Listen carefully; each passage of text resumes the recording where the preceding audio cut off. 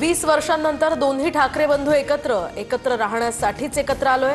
उद्धव ठाकरेंची घोषणा तर बाळासाहेबांचं स्वप्न पूर्ण साकार पुन्हा व्हावं, राज ठाकरेंचंही वक्तव्य। विजय मेळाव्यामध्ये संपूर्ण ठाकरे कुटुंब एकवटलं। रश्मी ठाकरे, शर्मिला ठाकरे, सुनबाई मिताली ठाकरे उपस्थित, तर अमित आणि आदित्य ठाकरेंनीही एकजुटीची वज्रमूठ दाखवली। जे बाळासाहेबांना जमलं नाही ते फडणवीसांनी शक्य करून दाखवलं। राज ठाकरेंचा टोला तर अनाजी पंतांनी आमच्यातील अंतरपाठ दूर केला म्हणत उद्धव ठाकरेंनीही डिवचलं। दोन बंधू एकत्र येण्याचं श्रेय त्यांनी मला दिलं, त्याबद्दल आभार मानतो। बाळासाहेब ठाकरेंचे आशीर्वाद मलाच मिळत असतील। मुख्यमंत्री फडणवीसांचं सुद्धा ठाकरे बंधूंना प्रत्युत्तर। मालकासमोर जय गुजरात म्हणणारा बाळासाहेबांच्या विचारांचा पाईक कसा असेल, उद्धव ठाकरेंचा एकनाथ शिंदेंवर हल्लाबोल।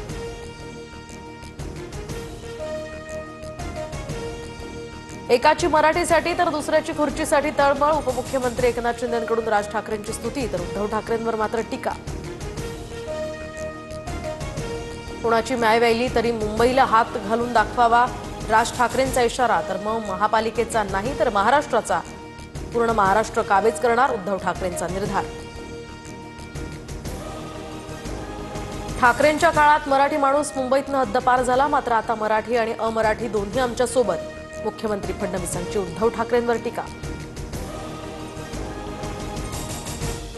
फडणवीस इंग्रजी माध्यमात शिकून मुख्यमंत्री झाले तर ख्रिश्चन शाळेमध्ये शिकण्यावरून अडवाणींच्या हिंदुत्वावर शंका घेऊ का, राज ठाकरेंचा भाजपला सवाल।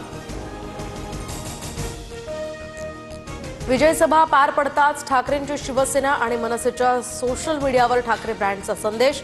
ठाकरे बंधूंच्या एकत्रित फोटोवर मराठीचा आवाज आणि महाराष्ट्राची ताकद असा उल्लेख। अंतरपाठ दूर झाला असं उद्धव ठाकरे बोलले, पण यांच्यातील नवरा कोण आणि नवरी कोण, नितेश राणेंचा खोचक सवाल। तर छोट्या पोरांचं वाईट वाटून घ्यायचं नसतं, नितेश बेटा आनंद घेत राहा, अंधारेंचं उत्तर। सत्तेतील महाराष्ट्राच्या शत्रूंनी आवराआवर करावी, सिंहासन खाली करा, ठाकरे आले आहेत, खासदार संजय राऊतांची घोषणा। मराठी भाषेचा अपमान करणाऱ्या उद्योजक सुशील केडियाचं ऑफिस मनसैनिकांनी फोडलं। 5 मनसैनिक या प्रकरणी ताब्यात, तर मला माफ करा, मी माझे वक्तव्य मागे घेतो, केडियांना अखेर उपरत। तर सुशील केडिया भाजपची पिल्लावळं, तोडाफोडा आणि राज्य करा हाच त्यांचा डाव, उद्धव ठाकरेंचा हल्लाबोल।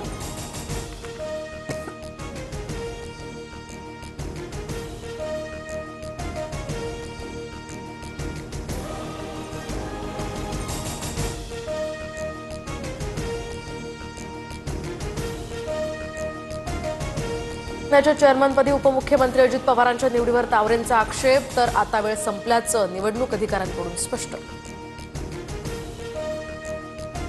उद्याच्या आषाढी एकादशीच्या निमित्तानं चंद्रभागेच्या तीरी वारकऱ्यांचा महासागर, विठ्ठल नामाचा जयघोष करत लाखो वारकरी पंढरपुरात। पंढरपुरात मुख्यमंत्री देवेंद्र फडणवीस कुटुंबियांसह दिंडीत सहभागी। फडणवीसांनी सपत्नीक फुगडीचा आनंद लुटला। आषाढी एकादशीच्या सोहळ्यानिमित्त मध्यरात्री फडणवीसांच्या हस्ते विठ्ठल रुक्मिणी मातेची पूजा।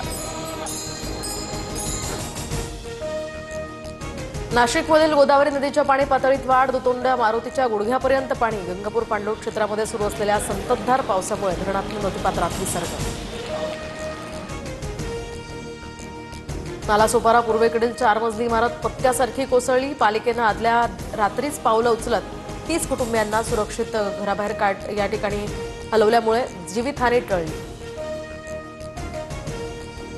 बर्मिंगहॅम कसोटीमध्ये भारताचा दुसरा डाव, 427 धावांवर घोषित। इंग्लंड संघासमोर 608 धावांचं लक्ष्य। एकाच सामन्यामध्ये द्विशतक आणि शतक झळकवणारा शुभमन गिल हा दुसरा भारतीय खेळाडू।